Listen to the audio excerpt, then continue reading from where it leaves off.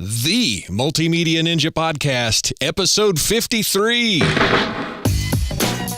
Hello again, and welcome to the Multimedia Ninja Podcast, where it's all about surviving and thriving in the digital convergence.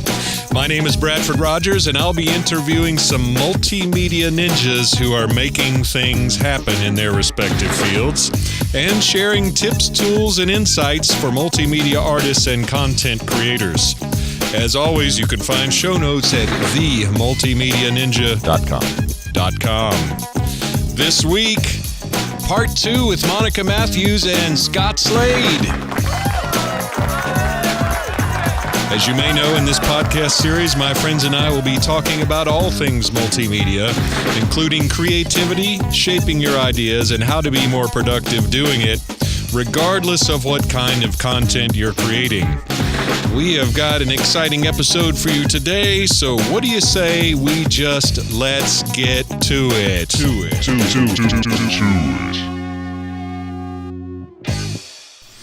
Hey there. So if you were with us last episode, you will remember that we ended on a technical guibus. And what happened, I am not actually quite sure yet.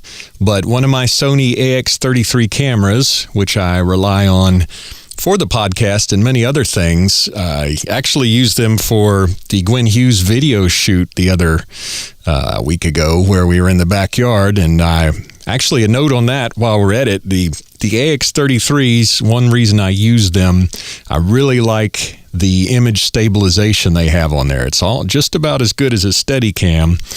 And actually, for the video shoot with Gwen, I was going to break out my FlowPod by VariZoom that is kind of like a Steadicam. It's kind of like a stick with a gimbal and some weighted things going on. And anyway, it turned out that maybe because I hadn't used it in a while, the gimbal was not all that smooth. It's possible I didn't have everything balanced just right, or that the Sony Handycams are a little too lightweight to really do what's needed in that kind of setup. But what I ended up doing is just locking the gimbal, which you can do, and just using the stick, the FlowPod stick with the Handycam on top of it, with the stabilizer on, and the FlowPod itself, even though it was locked, has enough weight to kind of provide some inertia. And between that and the steady motion stabilization feature on the Sony AX33, it really worked out better than just an unstabilized camera using my FlowPod, even in its best days. So I've actually seen guys, that's a kind of a tip, there's something to be said for mass and inertia. And I've even seen people on a budget to have just kind of for lack of a better description, a heavy thing with some kind of weight on it just for mass and inertia with their camera for stabilization. And the whole idea is that you have enough mass there, then you kind of have some inertia or resistance where your pulse and whatever, your DTs, whatever you have that day, are not shaking the camera so much because you have this sort of massive support. On the minus side, of course, you're going to get quite an arm workout the more mass that you have on there.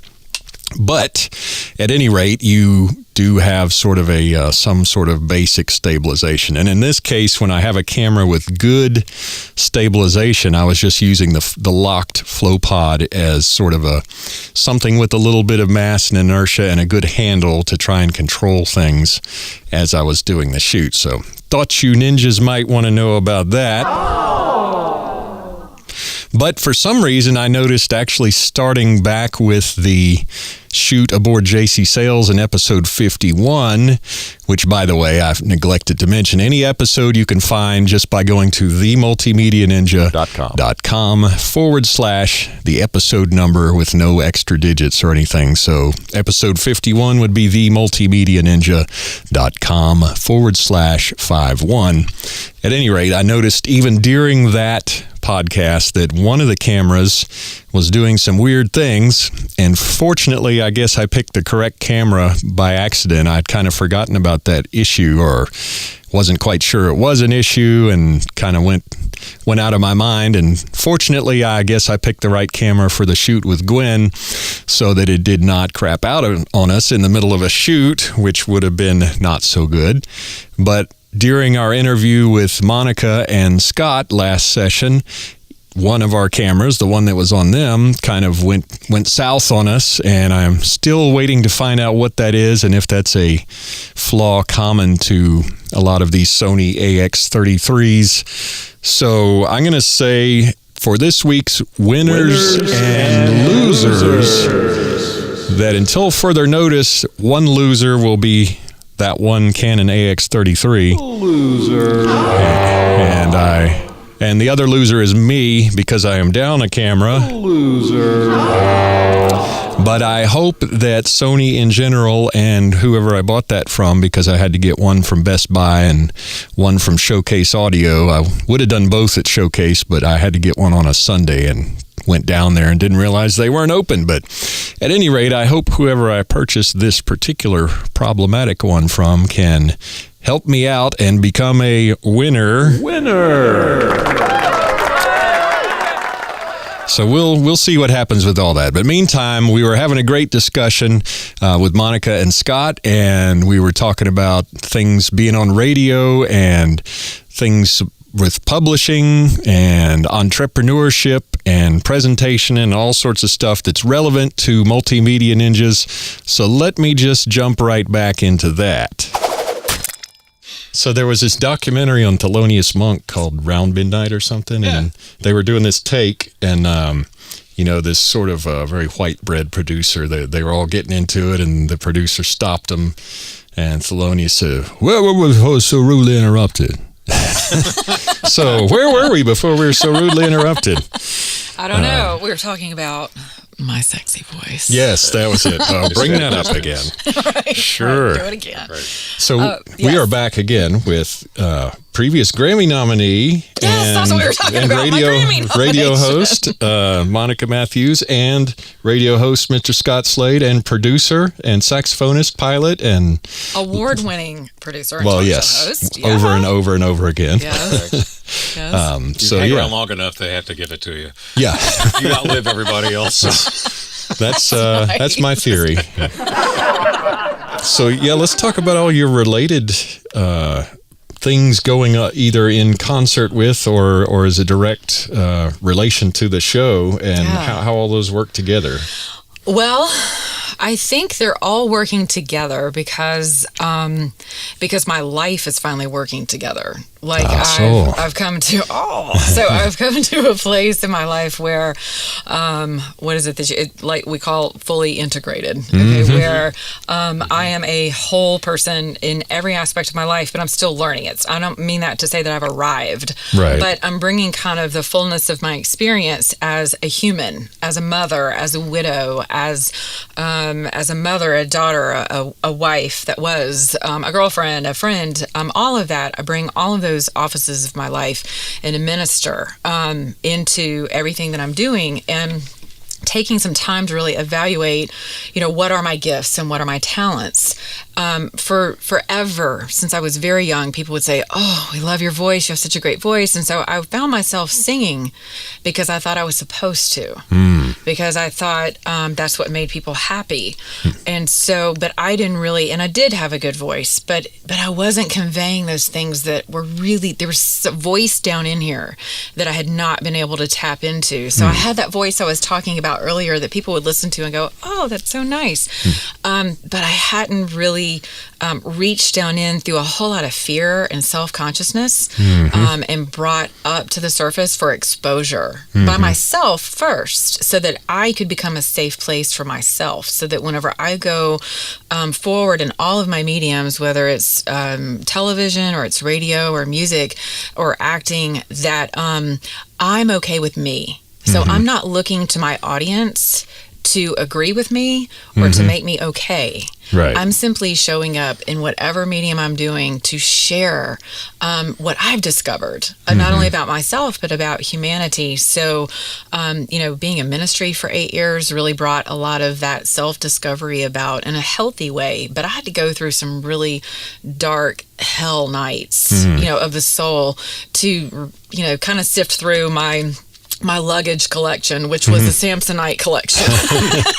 And I wrote some really cool material from all of that, right. But it's not stuff that I want to keep singing about, because I've I've evolved from that place. I would have thought at least life. Louis Vuitton, but Well, I'm there now. Okay, I'm there now. okay. Thank you, Bradford. Yes, I'm there now. I've graduated to a few small pieces. I have a lovely collection. I haven't gotten rid of all my luggage, but I'm okay with my luggage, and my luggage is actually an asset because it keeps me human, and it keeps me able to relate to people who call in, to people who email me with issues, and I'm like, dude, I get it. Like, I know exactly where you are. But then also being able to celebrate, who I am. And all that I've come through, where I am right now, and who knows where I'm going to continue to go. So all of it is so, there's a synergy there that you get that you only get when you're performing in a live studio, recording live with musicians. It's not the same as, I had a flautist who recorded something for my first album in LA, Pedro Eustache. Oh, do you know Pedro? Not yet. Okay, so he was on the Passion of the Christ soundtrack. And I heard him on, I think it was like Good Morning America when the movie was first releasing. And I was like, I gotta have that guy on my album. And people are like, how do you do these things? I'm like, I called. We are 6 degrees of separation, and I'm probably 3 with anything I that I want to tried. get I actually reached out. And, Exactly. And so I found a producer of a producer of a producer and made phone calls and found him. And, we had our Christianity in common. We have musicianship in common. And he's so humble and such a beautiful soul. And he dumped his tracks in LA. We brought him here. But, bringing other musicians in, and it was beautiful because I did my part first, and then he emoted beautifully with what I did. So it was great synergy. But then we had someone in the studio who's, anytime their fingers hit the keys, Trammell Starks was my pianist, he's my keyboardist and my producer on my album. And every time his fingers would hit the keys, something in me would happen, and you can hear me crying on my album. And we left it because it was so raw, and it was like, this is how I feel right now, and I don't want that erased. So yeah, just kind of a graduation from life, and all of it legit just is coming together, and I couldn't even put all this together if I wanted to. My piano's been known to make people cry also, but it's a whole nother, and the flute. Yes. But that's in a different way. But no, I've heard you play. Hush. I love your saxophone does that. You have that same power. So yeah, it's good stuff. We actually have a combo here. We just have to break out the instruments. Yeah. We need to work it. Get Joe Rita in here to play bass. Oh, yeah, and we yeah. have it made. Yeah. And we got Ableton Live ready with those drums in a box. Well, she was talking about being integrated just a little bit ago. And another great analogy for what Monica's life is not coalescing to is coherence. Right. As in coherent light, Right. which is laser light. You get right that's down cool. to it. It's all coming together. All the elements are coming together. And, I'm thinking when her book comes out next year, it's really going to be, you're going to have something that'll cut steel. What is Monica Matthews and what her life has meant and what it will mean to people. That is a perfect segue, because I just had on my list to ask about this publishing thing. So good. what's going on with that? Okay, so for now, I'm self-publishing because I went through the entire gamut of, do I want, and it's kind of like the record industry, where it's like, do I want to sell my life for 1 million copies and make, my little pennies that I'll make off of my albums, or do I want to sell 100,000 copies and make the money I want to make? Well, if I'm looking at it monetarily, that's one way, and I have to. I want to speak to that for a second, because that's one of the reasons that's one of the things that led me to do self-publishing, was something I think we miss as musicians, and I say this often, is our monetary value, our business acumen is lacking. Yeah. Because we're so artistic, Right. and it's hard to make that shift. And so for me, I've surrounded myself with people who are just excellent at their craft. And if it's money that you're good at, then I need you on my team, because I know me, and I'm not even gonna lie. So I know me, and I know what I need help with, and I know what my shortcomings are. So with that, it was like, I really want this to be, I have investors, so I need it to be monetarily successful. But my intentions with the project were pure from the beginning, in that I just come out of a horrid relationship, and I decided, well, it was a great relationship, kind of, but we had a breakup. So landed on my face and ended up writing this book that really just kind of captured my life. from the beginning, to now or to then, which was, and I've still been adding pieces to it over the past couple of years since I really finished it.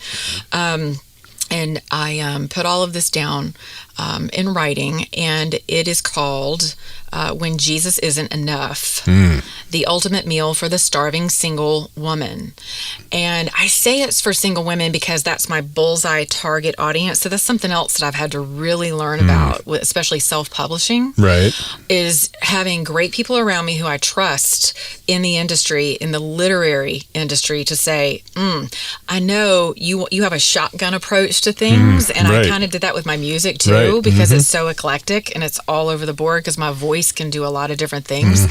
But people in the industry were always like, no, you got to pick a genre. And I'm like, I don't want to pick a genre. I can do anything. Why would I limit myself to a genre? And I'm glad I stuck with that because it hasn't really benefited me monetarily yet. But what it's done is it has shaped me as a human to now be able to integrate all of these parts of myself into this one giant creation called Monica Matthews. So I didn't have to settle for, if I was only a jazz singer, that wouldn't be settling. That's what I do. Right. That's my craft. And so I would hone that to its highest level of excellence.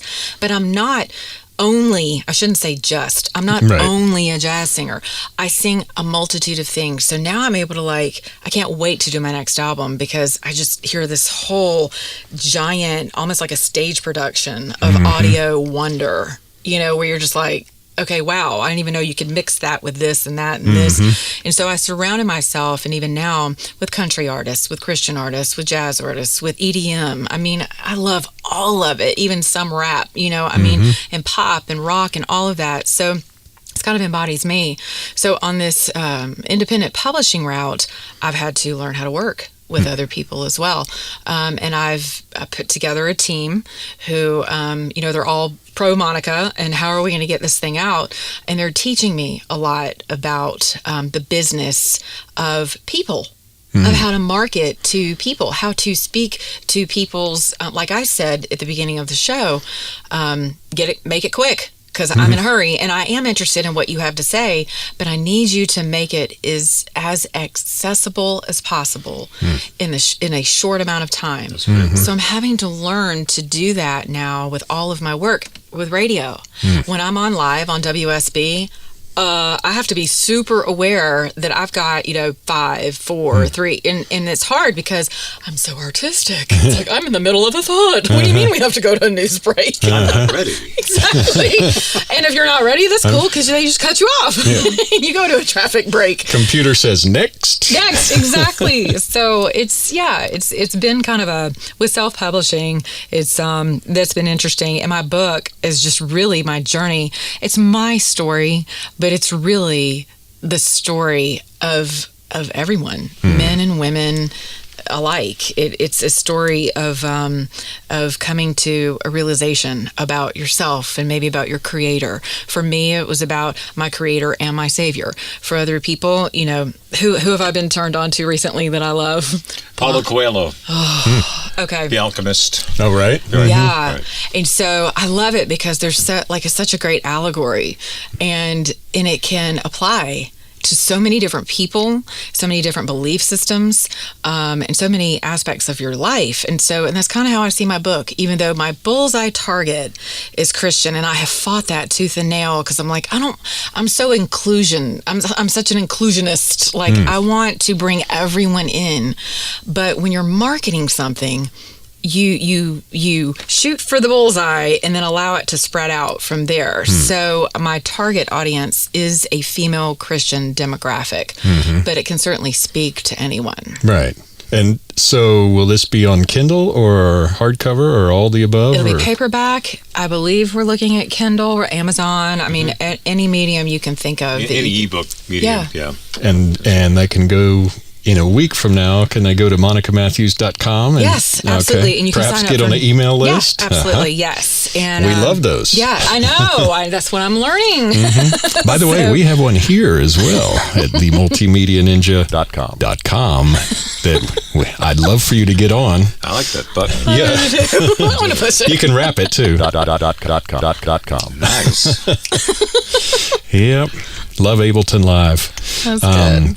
Well, we are a little over, or shall be as soon as I get done yapping our extremely arbitrary half hour. But what else should I make people aware of while I got you here? Monica Matthews Show. Now that's Tuesday evenings and Wednesday evenings. Yep, 10 p.m., 92.5 FM, if you're listening terrestrially, right? That's right. Ooh, good And word, at good word. monicamatthewspodcast.com. Yes, and they're normally uploaded like that night. You can also stream my shows live, but it's kind of fuzzy right now. Gotcha. So yeah, we're working on that. But yeah, so for now, that's my radio medium, and yeah, you can catch me Awesome. there. Oh, you can follow me on Twitter at Monica On Air Talk. You can Nice. also find me on Facebook at The Monica Matthews, because there's only one of me, thank God. Yes. And you can find me at monicamatthews.com. Yeah, my new site's coming up in a week. Awesome. And Scott Slade, he's very difficult to find. You have to go to that WSB thing on the radio. Or is it WSBradio.com for the audio stream? We still have that. We sure And, do. We have a nice app now. Yes. It's available. Both on Android and whatever you call iOS. Yeah. I love me some Android, but Tanya got me an iPhone, so that's what I'm on right now. The toaster. I'm platform agnostic, though. Actually, I lean kind of towards... yeah. I actually lean more a little towards Android, but that's not what I got, so that's not what I'm using. Anyway, NSA, if you're listening, just dig right in there and... Right. Anyway. Get what you need. Leave the rest. Yeah. Well, I really appreciate you guys coming by and it's a pleasure to the seeing Red you. Room. Absolutely. Likewise. Thank and we'll hopefully have you guys back soon together, or is it one-on-one? Whatever you want to do, you are welcome anytime. Thank you. And ladies and gentlemen of the virtual studio audience, please give it up for Miss Monica Matthews and Mr. Scott Slade. Well, that just about wraps up another edition of the Multimedia Ninja Podcast. I hope you'll come back next week and bring your friends. Don't forget that you can subscribe to the Multimedia Ninja right there on the website at themultimedianinja.com. I'll quit abusing that button. I'm going to let you get back to doing some good works, and we'll see you next week. Peace. I love it. That's great.